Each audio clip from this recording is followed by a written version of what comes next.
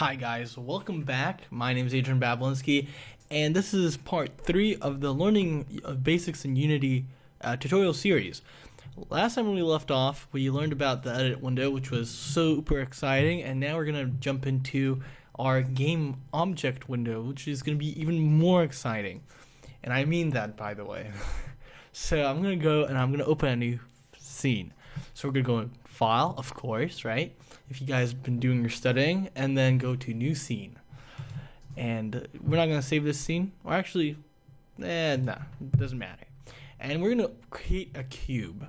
Now, which of these which one of these windows will we open? Drop-down windows. We're going to go to Game Object. And this is a 3D project, so we're going to go 3D Object, and we're going to go to Cube.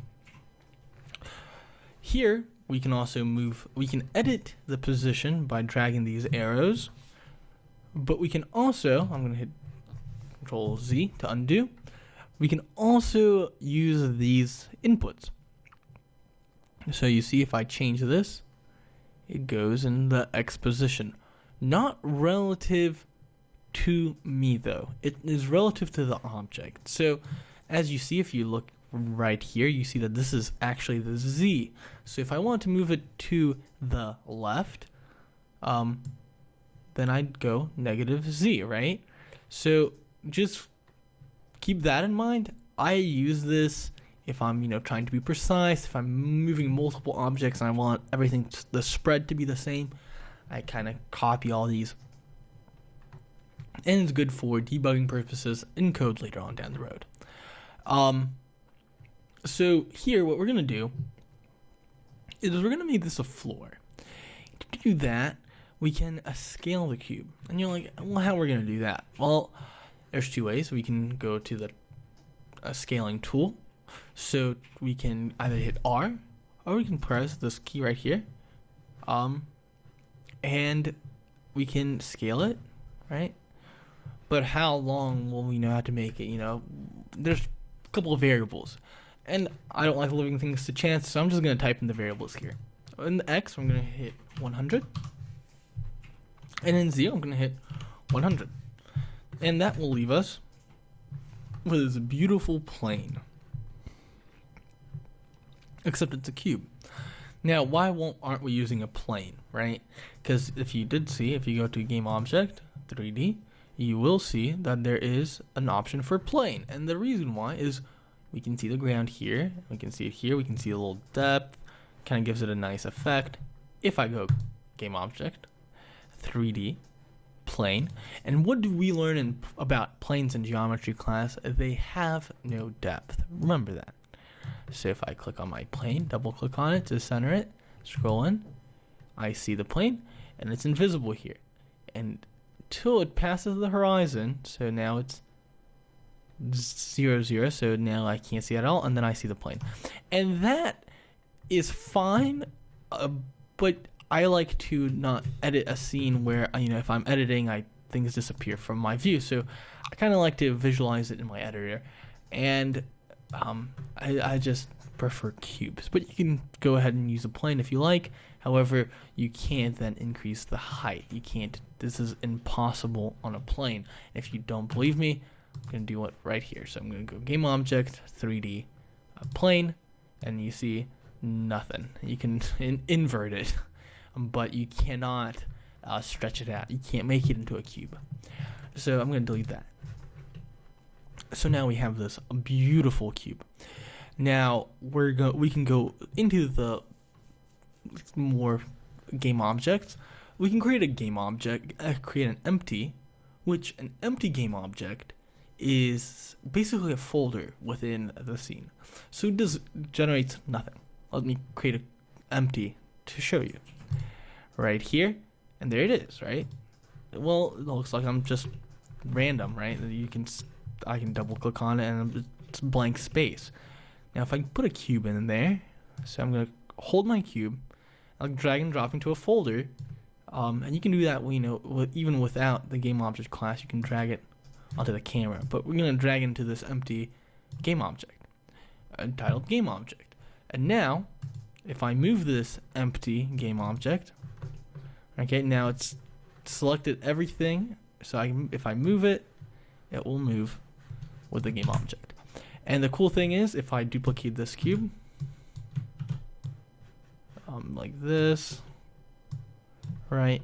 And then maybe I rotate it, so I hit E to rotate, and I rotate it like this.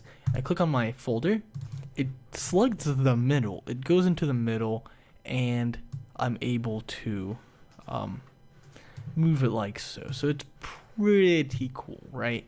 It has that effect, and then I can uniformly turn it and stuff like that. So it's a pretty cool effect. It's a pretty cool tool to use.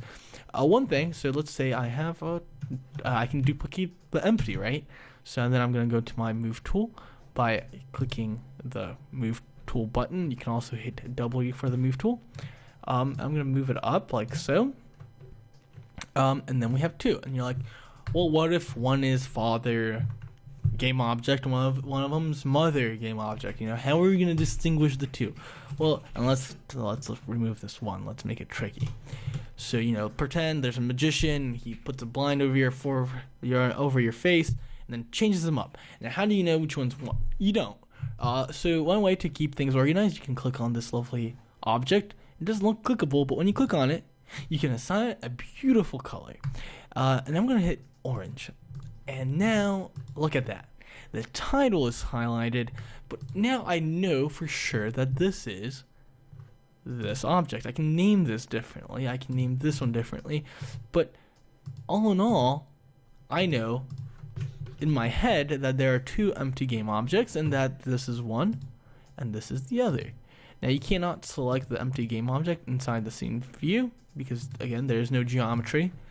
So you have to select it like this. But now you know you can distinguish it by color, and that is a pretty cool thing to do if you have empty objects as spot points or waypoints. You might not want to generate something from code. You might just want to use a little color graphic right here, and then you can also hit other, and if you hit other, you can add your own graphic, so you can make a little check mark and whatnot. But that requires a little bit of code, or not code, a little bit of Photoshop knowledge and that lovely information.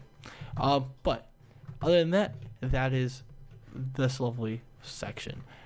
Here we can also go into UI building, which if you follow a UI tutorial, you will go into a lot of UI, and anything that you create inside the game view is inside the game object tab. So if someone says, hey, create a button, right? You're here, right? So you're not gonna guess it's in the assets, because assets are just assets that you import into your project folder right here.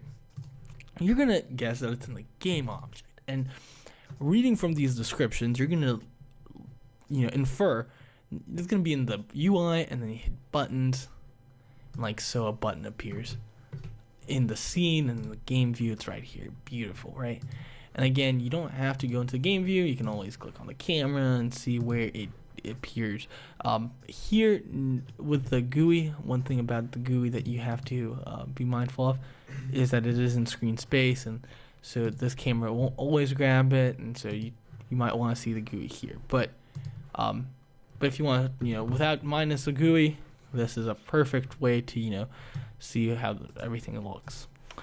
And again, it updates live time, so it's pretty cool. So that is inside the game view, inside the game object, and you can create a camera, move to view and stuff.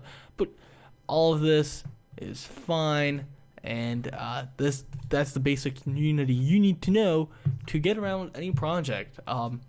And as long as you can do the Alt and you can double click, you can move around, and you can sometimes pan to, and you can fun stuff. But other than that, that is the basics to Unity. Before we're going to start getting to code and learning a little bit about code, and then going into creating a game or something that moves around the scene, right? So see you in part 4, where we start learning the basics of code in C#.